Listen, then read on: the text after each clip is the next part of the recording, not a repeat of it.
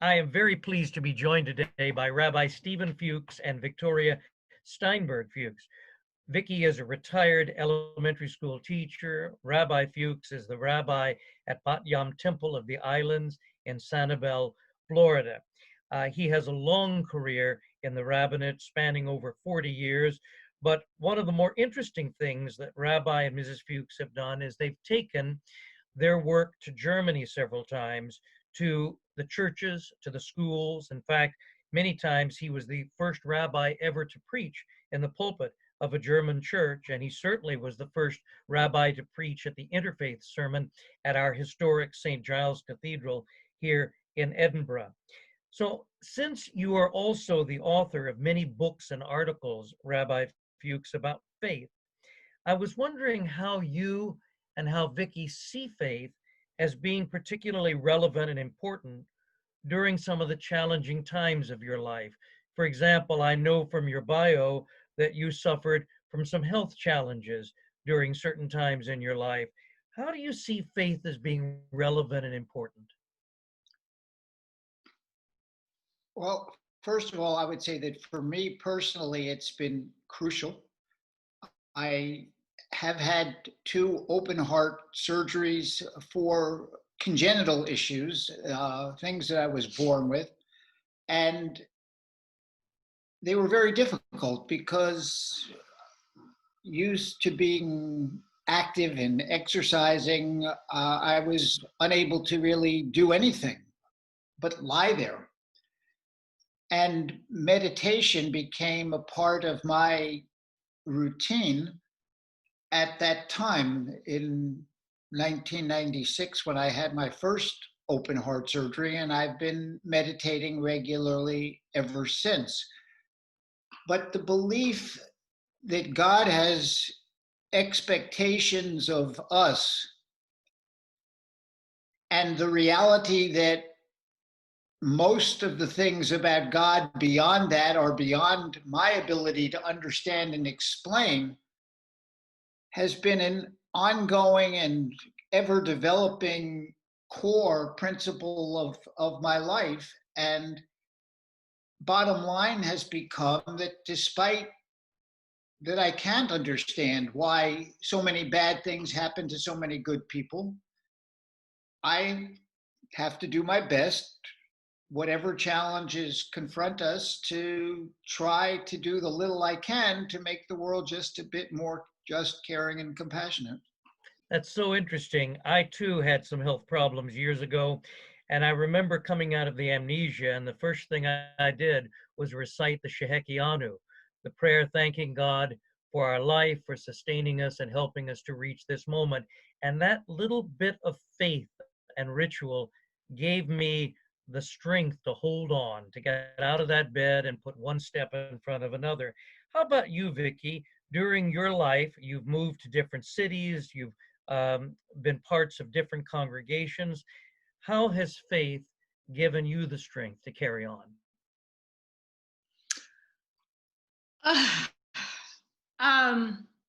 I suppose looking at nature. Growing up, I lived near the Pacific Ocean, and I wondered about it. In West Hartford, the last place we lived, we had these gigantic snapping turtles that crawled up our very steep yard and laid eggs at the other side of our yard that come up every year. And one time some neighborhood children banged on my door and said, Mrs. Fuchs, you have to come out and see this. The turtle's laying eggs on your lawn. And indeed she was. And here in Sanibel, which is 65% of it is protected, we see these magnificent birds, from roseate spoonbills to little tiny snowy plovers who have their nests in the sand. You can't see them unless they move. And the babies have just hatched and they look like marshmallows with little toothpick legs. So to me, I find spirituality in nature. So that's my biggest wonderment. How was this world created? Why was this world created? And as a child, my mother always said, you know, when you go to somebody's house, you have to leave it, don't just tidy up somehow, leave it better than you found it. And to me, that's for the world. We found the world in a certain way. We need to leave it better than we found it. And right now, this is a particularly challenging time for us to do this. But that just means we have to work all the harder to help people who need help and make the world better. And spirituality, for me, comes from that. Well, it's tikkun olam, isn't it? Repairing the world. And one way you're doing this is you take such beautiful photographs of wildlife in Florida that I'm deeply appreciative of. It warms my heart. Let's talk about the work that you've done in Germany over the years. That's particularly meaningful to me because I also visit schools, as you know, talking about Judaism. What are some of the interesting experiences you've had, Rabbi, with school children? What have they asked you in Germany? And how have you responded? They seem to be very interested in why we're here, what motivated us to come. And as we explained a little bit before, the story of Pastor Zieg finding us and becoming interested in Vickie's mother and deciding that this would be a vehicle for us to come to Germany to teach in schools, to speak in synagogues, to be able to speak in many, many German churches, about 24, I would say, up till now. And they find it fascinating, and they ask, how do people receive you? They feel they are representatives of their country, and we are guests, and they want to be sure that we feel welcome. And in schools in particular, we always feel welcome. One of the questions I get is, do you find any anti-Semitism? And I am aware that there is a growth of anti-Semitism in Germany as in many other places, but our reception everywhere we've gone has always been curious and eager to learn and understand, and it's been very gratifying for both of us. Thank you. Is your experience similar to that, Vickie, when you visit schools? Absolutely. The children are respectful. They are interested. I have found that some of the questions that they ask are reflections of themselves. I recall very strongly one little boy, if you looked at him, you knew something was not quite right. He was maybe 13, 14. And it appeared there might have been an aide with him, helping him. He raised his hand and he asked a question, and he wanted to know about the psychological effects of the Holocaust on my parents and the next generation. So you could see that he was very much into psychology and into thinking. Another little girl at a different school, I had spoken about the fact that my mother had had one particular teacher for a number of years as a little girl, but that when he became a Nazi and my mother walked down the street, he would pretend that he didn't even know she existed. And one little girl, also about 14, 15, raised her hand and said, well, what about your mother's girlfriends? Did they also ignore her and pretend she didn't exist? And I thought that was a very thoughtful question. And I said, I don't know the answer, but I'll ask my mother. So because of the time change, I had to wait, the time difference. My mother's in San Francisco and they're in Germany. I couldn't just call her. But I spoke to her the next day and I asked her the question and she wouldn't answer me. She talked around, she didn't refuse. She just talked around. And I never got an answer. So I sent word back to the teacher that this was my mother's answer, which was a non-answer. And the next time I saw my mother, I asked her the question again. And she still talked around and somehow couldn't answer the question.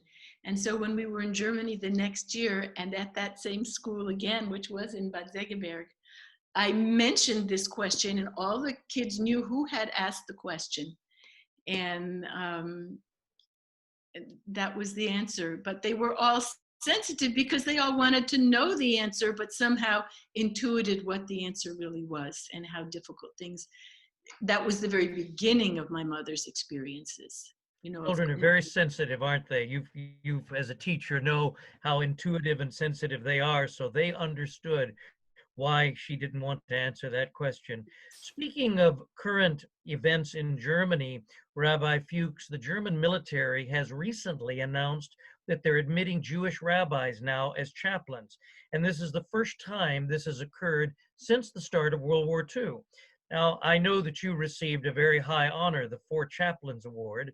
So why do you think this is a significant development in Germany for the Army to welcome Jewish rabbis once again as chaplains? I think it's an official statement of the legitimacy of the Jewish religion. And when you realize the extent to which Germany had gone in World War II to delegitimate the Jewish religion, it's a remarkable, wonderful event that just is a very important step forward. And I think that I'm very happy to hear about it. I had not known until you mentioned it to me, but I think it's just a great step forward, because it really does say we want to make Jews feel an integral part of German society once again.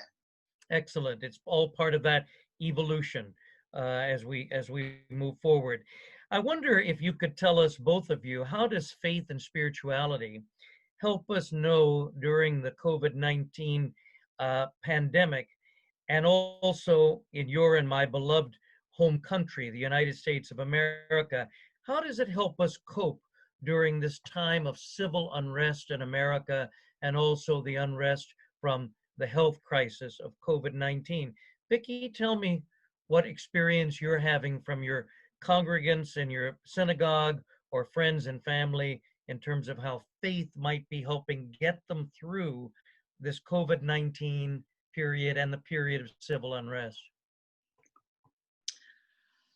I find that a very difficult and challenging question. I think that one has to believe in something. And I think if we go back to the Holocaust, there was faith there that somehow they would get through. And I think now it helps to be able to say a prayer and say, God, please help me get through. And to say, God, please help the people who are ill survive. Please help them to not suffer. So the idea of being able to pray and hope that somehow there is a force that can help all of us, I think that helps me and help others get through. And again, for me, the nature is I see the nature. We've seen nature on this island explode. We've seen more turtle nests than ever on the sand. We see the water is suddenly clean enough that I hadn't wanted to particularly swim in the Gulf, and now it's beautiful and clean. And a question I had from the outset that I have heard expressed from other people is God punishing man, humankind, not men in particular, for what we have done to this earth? And should we take lessons in the fact that there's very little ocean traffic, there are very little cars, and the smog is lifting from Beijing, from Los Angeles, the world is getting cleaned up. And is God teaching us a lesson on what we need to do to help preserve this earth? Because if we kept going like we were going to destroy it, and soon. So all of that plays in my mind. Absolutely. Speaking of lessons, Rabbi Fuchs, what are you telling your congregants these days regarding keeping the faith and spirituality during the COVID-19 and crisis and the time of civil unrest in America? I think that the lesson that speaks to me is that we Jews have survived all that history has imposed on us over the past 4,000 years because of our ability to hope that things can get better. I've often used the phrase prisoners of hope to describe the philosophy of our people. I found it fascinating that when Israel chose a theme for its national anthem, it used the word hope, hatikva, to symbolize what the nation was about. Studies of those who managed to make it through the Shoah, the Holocaust, reveal that one of the common denominators among those who did survive, and of course, many had no chance to survive no matter what they did, no matter what they believed, and we should never forget that. But among those who did survive, one of the common denominators was that they had the ability to hope that their lives retained purpose and meaning and that things could get better. So for me, it is that lesson. The mantra in Hebrew, Gam ze ya'avor, or as we know it in English, this too shall pass, is very, very important to keep front and center. I think things will get better and we just have to hope that they will. The other thing that I am inspired by, Joe, is that people have had a desire to remain connected. I mean, as soon as it became clear, and our synagogue was the first house of worship on the island to say we must cancel in-person events, the desire of people to remain connected and the motivation to employ technology to force this Luddite rabbi who barely knows where the on button is to be able to broadcast over Zoom and over Facebook and to take part in these kinds of events because of the hunger of people to have a spiritual connection. And so our season here officially, our contract season ends at the end of April. But we were eager, not just willing, but eager to volunteer to continue through the whole month of May gratis so that that connection could be maintained. And like when I hear of some of the things that people are doing, and particularly the inspiring stories to which we were treated in the first part of our program by the Muslim community, the Sikh community, we feel that what we're doing is, by comparison, piddling. But the fact that we can't do everything we want to do should not keep any of us from doing the little we can do. And so being able to stay connected and be able to send the message of hope and that things will get better has been a very important outlet for us during this difficult time. Thank you. Vickie, my last question is for you. Your husband has written in his book, Why the Cough, that repeatedly in the Bible, it is the woman who gets it and the man who is actually clueless. Eve, he says, has been maligned for generations for the supposed fall of man, when in fact, Rabbi Fuchs believes Eve is the heroine of the elevation of humanity. So I'd like to hear your perspective. Why do you think women elevate humanity through faith and spirituality? That sounds like something one could write a dissertation on. What a magnificent question. I think that somehow intuition has something to do with it. As we talked about, the children intuited my mother's feelings and thoughts. I think as the fact that we are privileged to give birth and nurse children, there is a certain compassion that women have, and we see this miracle and we understand this miracle, and those of us who are lucky enough to have given birth to healthy children, it is such a miracle, and there is spirituality right in there. And I've worked with children much of my life in different schools, in different cities, and I see a certain spirituality in helping them to learn and helping them to be good citizens and helping them to be empathic. And I guess I am very upset with what's going on in this country right now. As I said on Monday, I was happy to see that there were police chiefs who took a knee with people who were protesting.